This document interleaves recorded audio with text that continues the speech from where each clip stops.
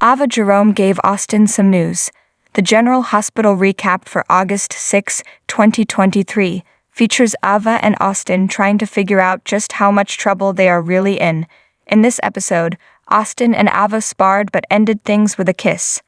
Laura and Kevin searched Cassadine Island for Nicholas, while Anna and Valentin reunited. Nana paid a visit to Willow, which didn't make Michael happy. And finally, Elizabeth and Finn acted like they were in junior high while on a dinner date. Now let's dig a little deeper into the details. Austin, Roger Howarth, was alarmed when he learned that Ava Maura West might have told Sonny, Mars Bernard, a little too much. At least Elizabeth, Rebecca Herbst, soon interrupted and asked Ava if she'd heard from Nicholas recently. Ava hadn't seen him, so Liz dropped the subject and brought up Chase, Josh Spickard, looking for Austin. She even let it drop that she had seen Dex, Evan Hofer, lurking outside Austin's office, which immediately worried Austin because Dex works for Sonny.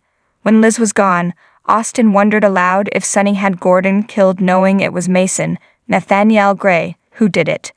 Ava was not pleased to also learn that Dex saw Gordon and Mason in Austin's office. In the end, Ava had to finally admit that she told Sonny everything that happened with Nicholas. She left him with a kiss and a vow to just keep moving forward. On Cassadine Island, Kevin, John Lindstrom, and Laura, Jenny Francis, arrived at the house where she was held prisoner all those years ago, but the caretaker didn't have much information for them regarding Nick's whereabouts. Still, he allowed them to search around, but they had trouble finding clues. Laura finally began to realize Nicholas didn't leave town voluntarily. Kevin tried to convince her otherwise and thought Nicholas was an emotional coward trying to hide from the mistakes that he's made. Anna, Finola Hughes, was thrilled and surprised to see Valentine, James Patrick Stewart, sitting on her stairs when she got home. She told him all about the Metro Court pool shooting and how the rifle used was traced back to the WSB. She explained how Sonny believed someone inside the WSB had gone rogue and could be after her.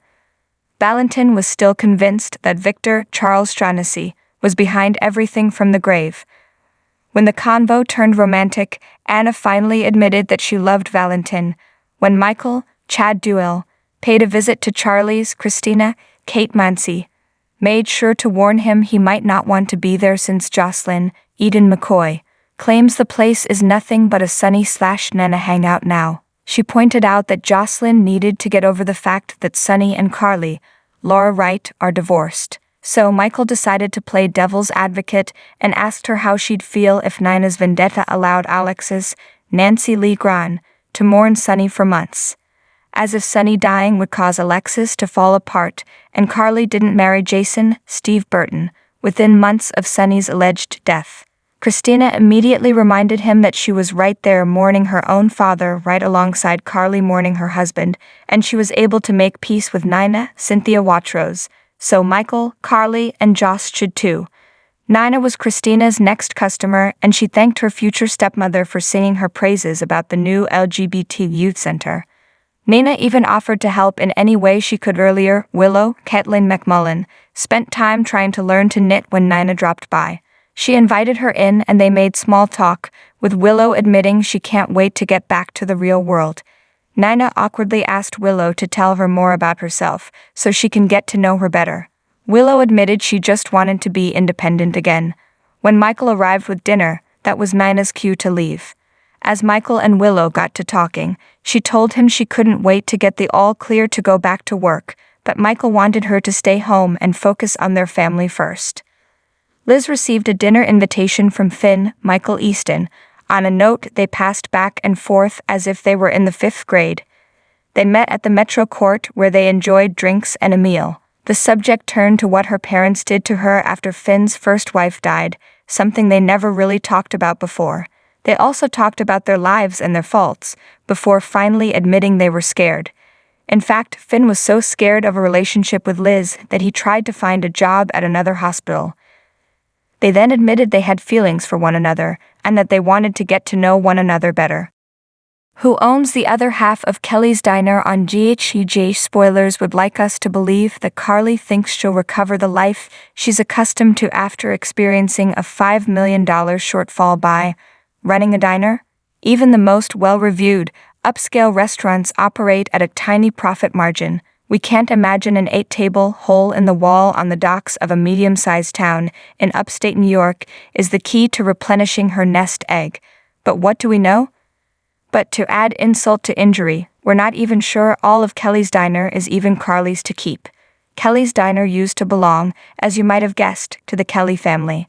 First, Patty Kelly, then his much younger wife, Rose Kelly. Patty had a son, Joe Kelly. Joe once dated Bobby, Jacqueline Zeman. But that's not how she got her hands on the place. After the Kellys, Kelly's diner was passed on to Ruby, Norma Connolly. When Ruby died, she left it to her niece and nephew, Bobby and Luke. Anthony Geary, Bobby handed her share over to her daughter Carly, Laura Wright. But what happened to Luke's half?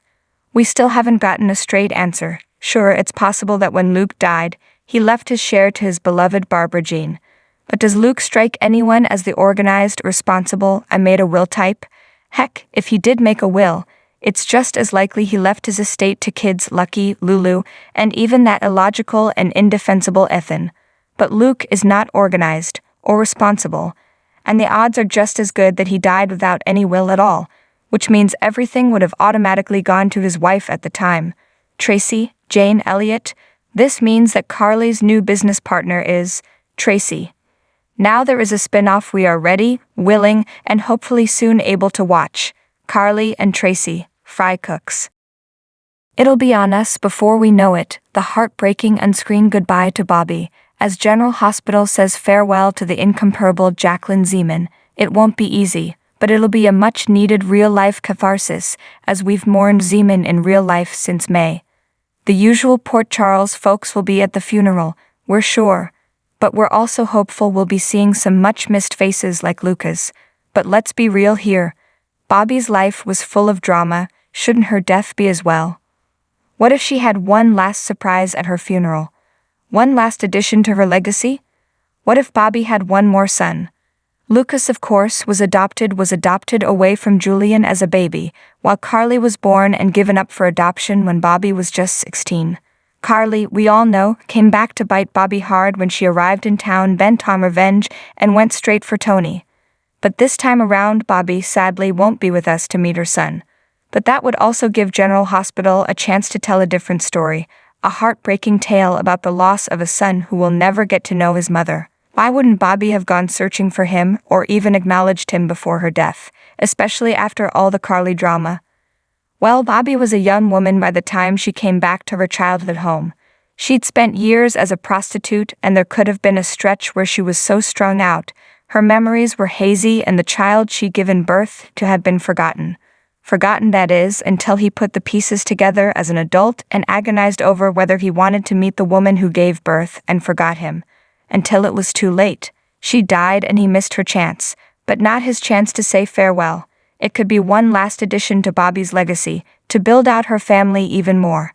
But on top of that, he could inject some fresh blood into Port Charles and prove quite the eligible bachelor for anyone from Ava to Portia. But the real kicker would be if he and Nina hit it off and he pulled her away from Sonny. That would pretty much instantly win over his sis. Even if Carly and Sonny don't reunite because of it, she'd sure get a kick out of him and Nana splitting.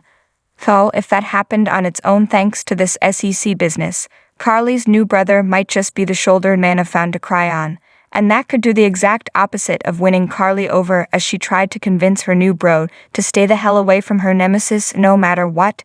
His addition could be a boon to the canvas, and a final surprise from one of General Hospital's most beloved characters.